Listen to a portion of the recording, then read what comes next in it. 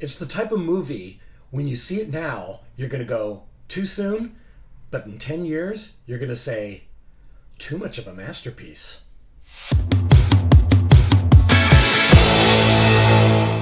The history of cinema is littered with films that were underappreciated upon initial release and then years later were reevaluated as masterpieces.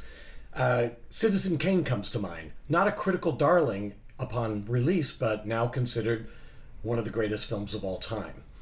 Now, I'm not to say that the film I'm here to talk about today is on that level, but the analogy stays. I'm talking about Eddington, and I've sat on this review for a couple of weeks now since it was released because I had heard really bad things, a lot of pans, people think that it's not up to snuff with his prior films, and then I saw it and I went, okay, I get it. I think the film came out too soon, but I think in 10 years' time we're going to look back at it and say, this is kind of great.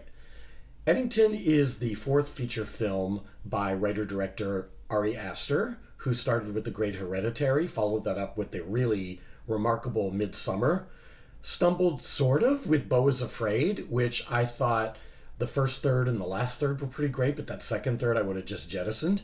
And now he's got Eddington. Eddington is the fictional name of a town in New Mexico, and the film is very tellingly set in 2020 at the height of the COVID era. And I'm not sure anybody really wants to revisit that right now.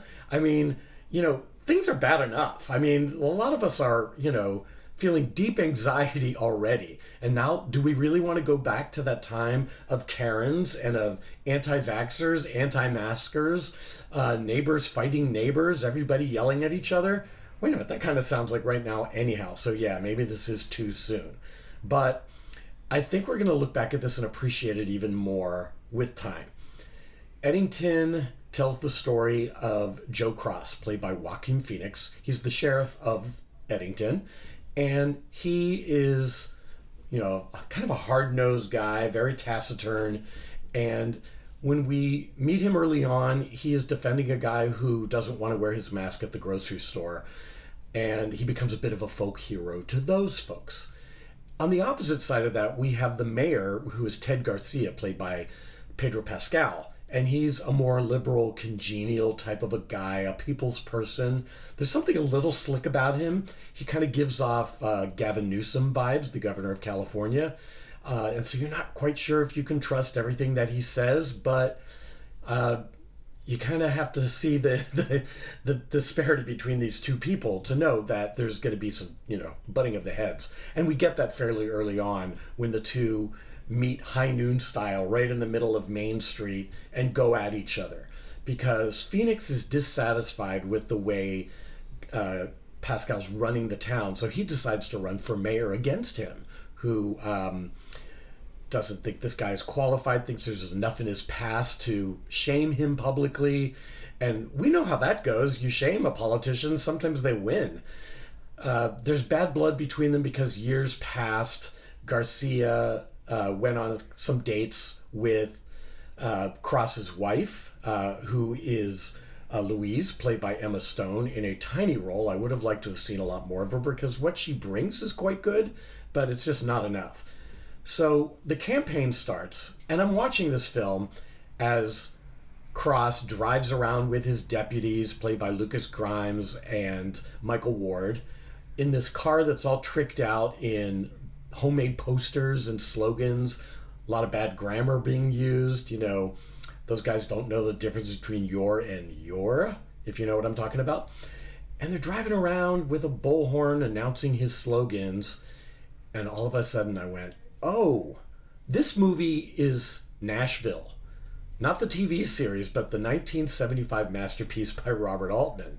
Both films feature a sprawling cast, although Eddington really centers Phoenix's character, who drives most of the story. But still, sprawling casts at kind of are laconic, kind of take their time, but then build and build and build to something exciting and apocalyptic. Nashville leads to something that shows the decline in American civilization when a particular country star gets assassinated. and then you see the people responding by just kind of yada-yadaing over it and singing a song like, hey, come on, let's all get together and sing and ignore this horror show that just happened. Eddington has some similarities to that. I think that what it's building towards is scarier.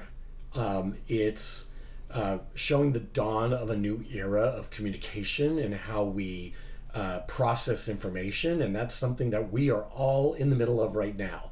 And so they are similar, except Nashville's pretty funny.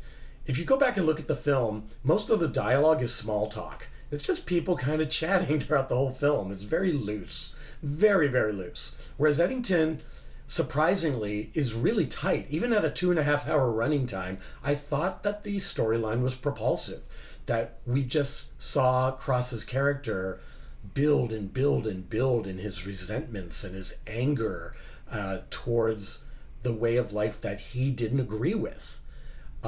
He's kind of like a bad guy who thinks he's a good guy, and Pedro Pascal is a good guy who might be a bad guy. And so the lines are blurred, and it makes for a really interesting watch, especially in that last half hour that I was on the edge of my seat. It just really got me scared and nervous, and there's a fantastic 360-degree shot where one of the characters is kind of cornered, kind of trapped, and you don't know if and when something violent is going to happen. Really memorable. And some of Ari Aster's best use of sound and tension and the camera work really helping that along. It's not a film that you can love. It's a film you can greatly appreciate. And if you watch it right now, your eyes might roll in the back of your head and you just say, I cannot take this, and I get it. But in a decade when hopefully we are in a better place as a country and have some backwards vision of this, and we can look back at it and say, okay, I see what was going on here, and luckily we fixed it. I'm just putting that out there. We fixed it. Play this back in 10 years and maybe I'm a prophet. But the film, it could be shorter, just like this video. I don't really want to get into any spoilers here because it's an interesting film that shows a small town with a Black Lives Matter movement. It has really wonderful use of a Katy Perry song.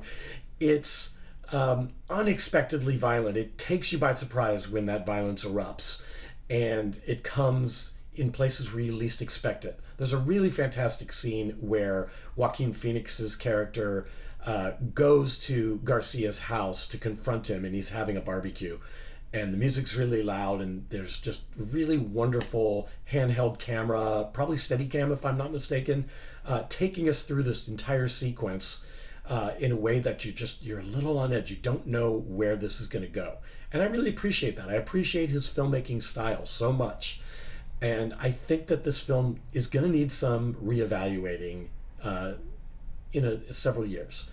Until then, I mean, in the Glenn Hates Everything world, I didn't hate it, but I understand the hate. So I guess it still applies. See you next time.